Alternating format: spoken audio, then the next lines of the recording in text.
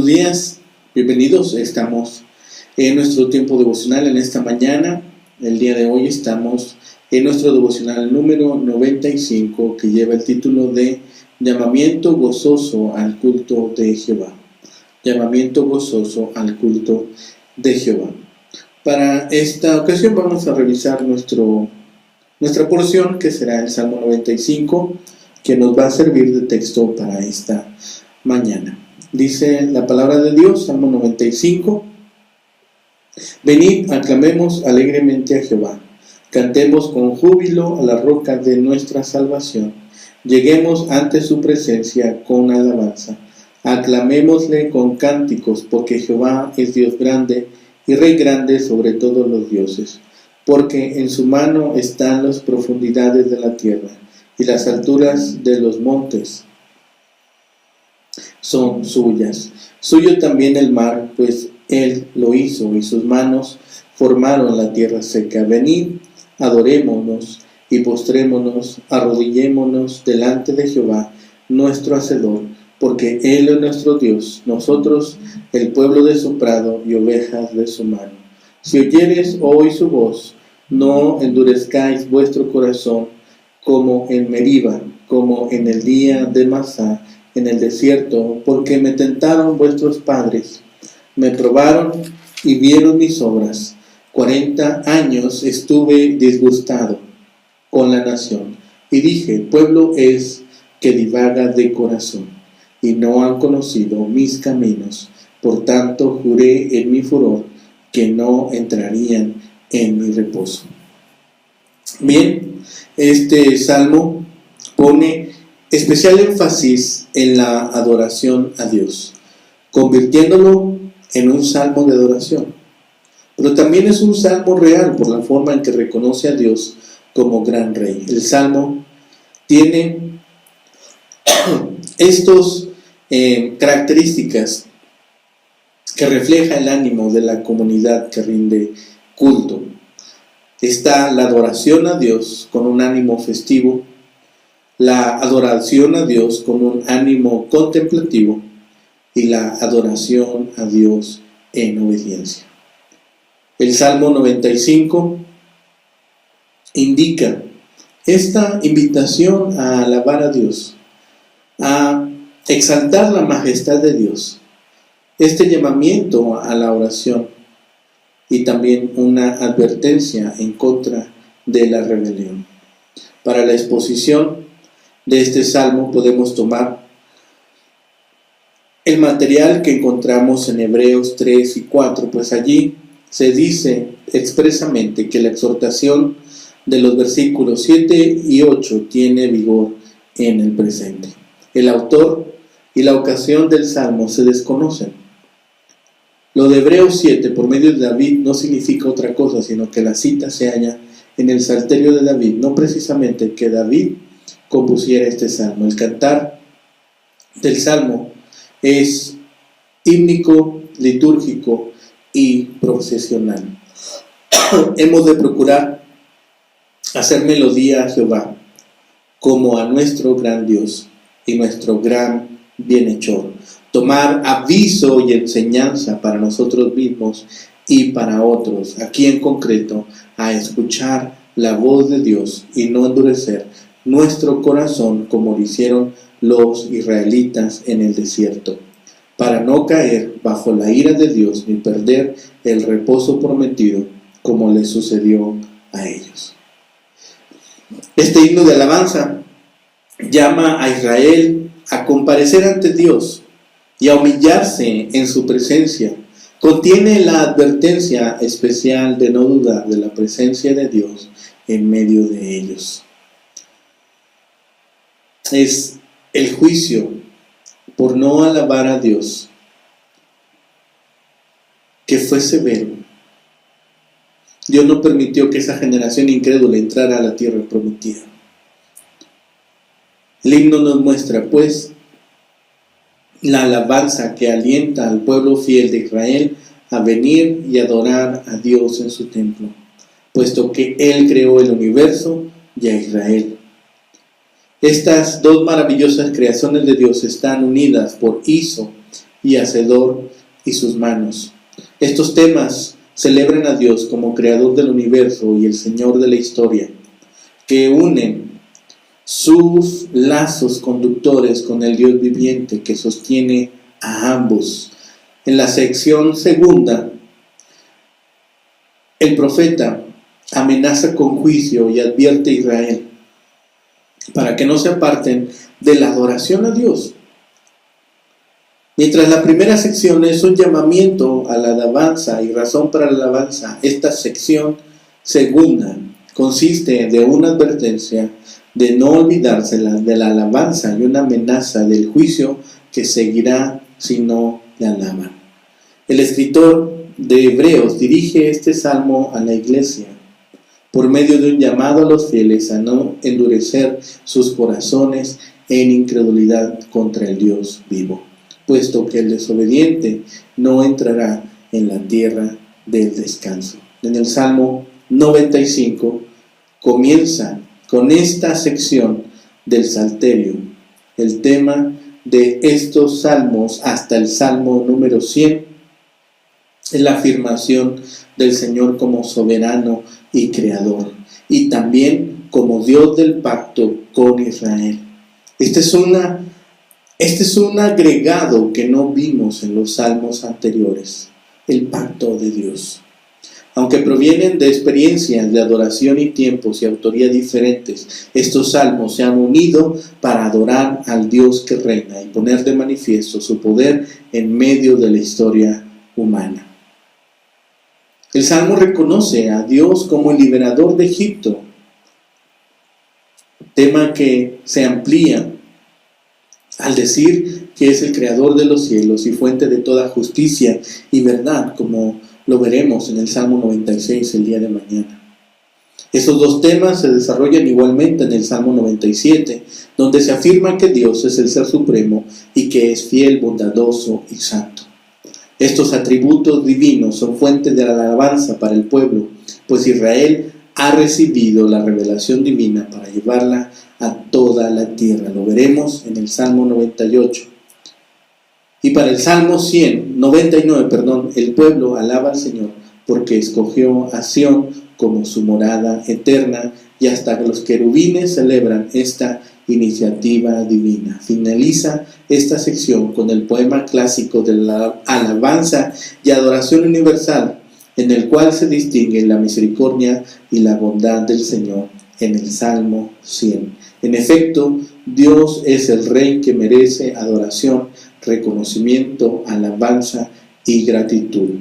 Este Salmo 95, en esa magnífica tradición de alabanzas y adoración al Dios que se manifiesta como Rey en medio de la humanidad, el salmista llama insistentemente al pueblo a alabar al Señor, pues la naturaleza de nuestras expresiones está íntimamente ligada a las diversas formas de la revelación divina. El poema nos muestra esta alabanza a Dios.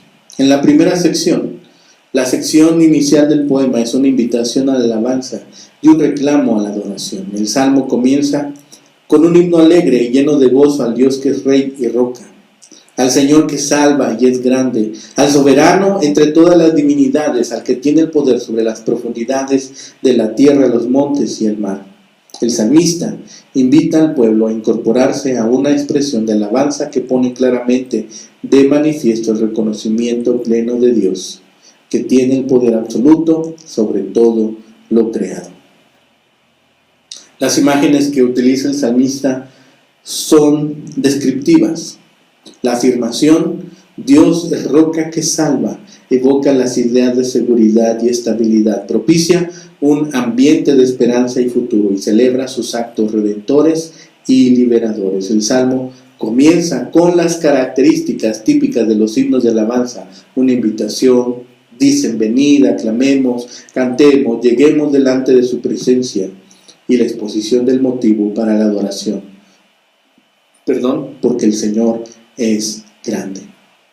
El ambiente del poema es de alegría, que puede ser un indicador del contexto festivo en el cual se usaría el salmo.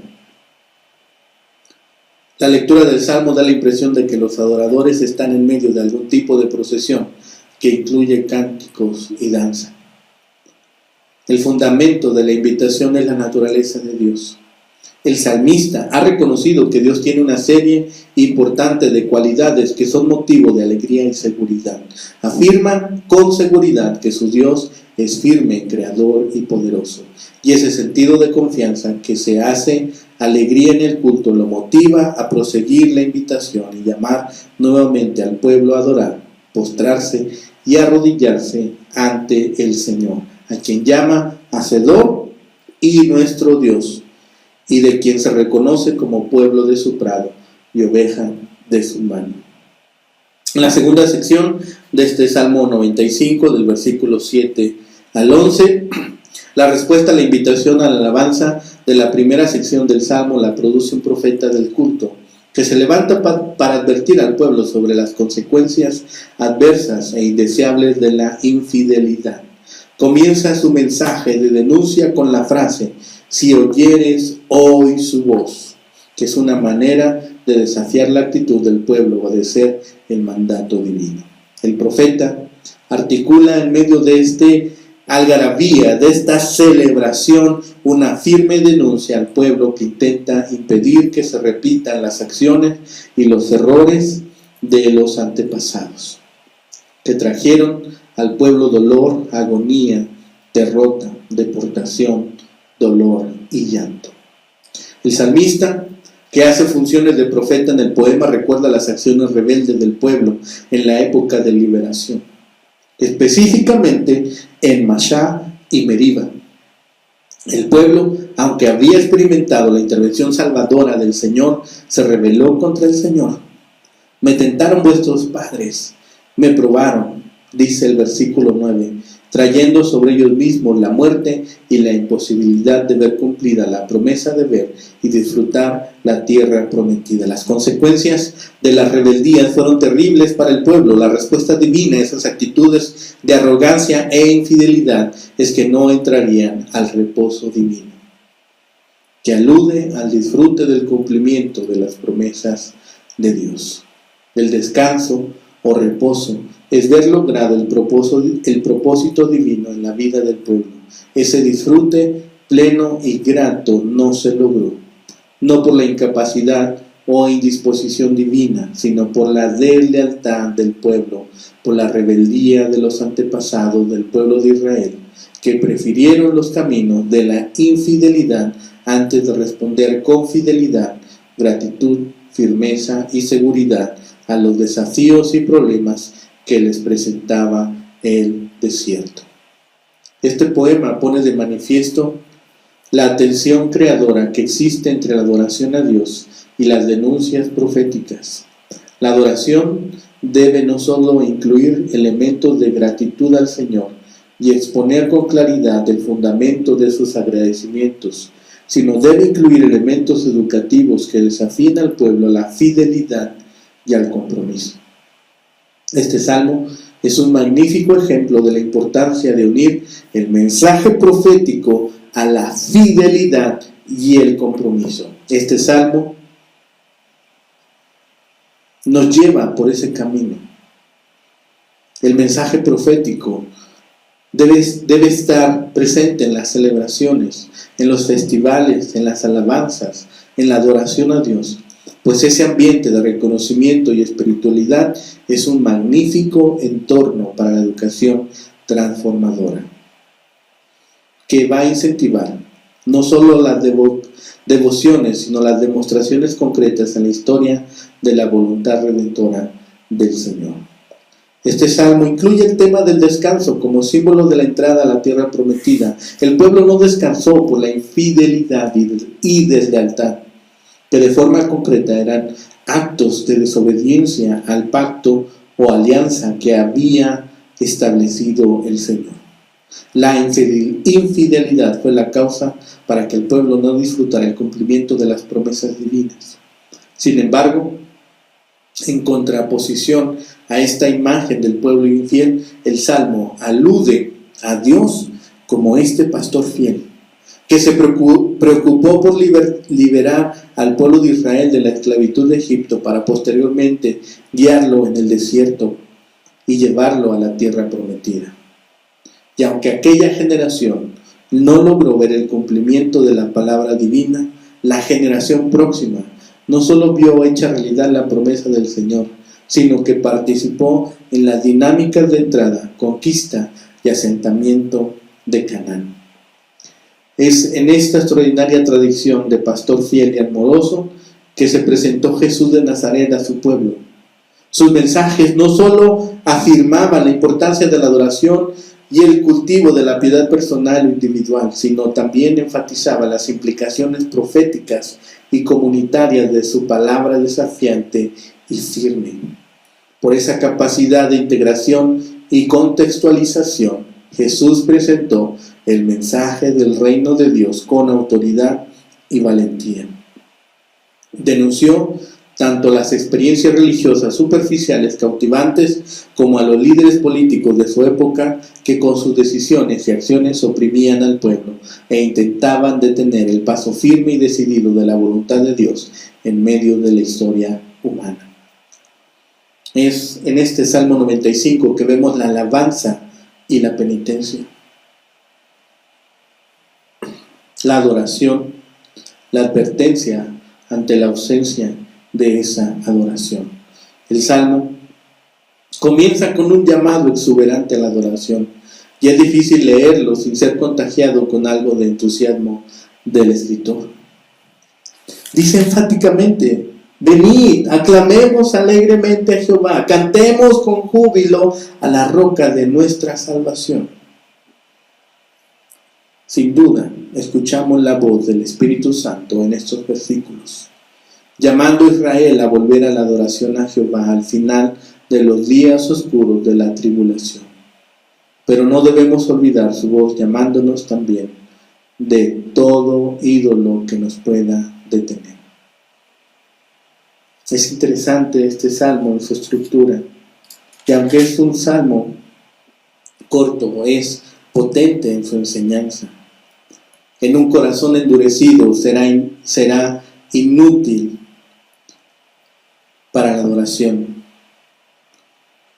Un corazón endurecido es tan inútil como un terrón de lodo endurecido o una rebanada de pan duro.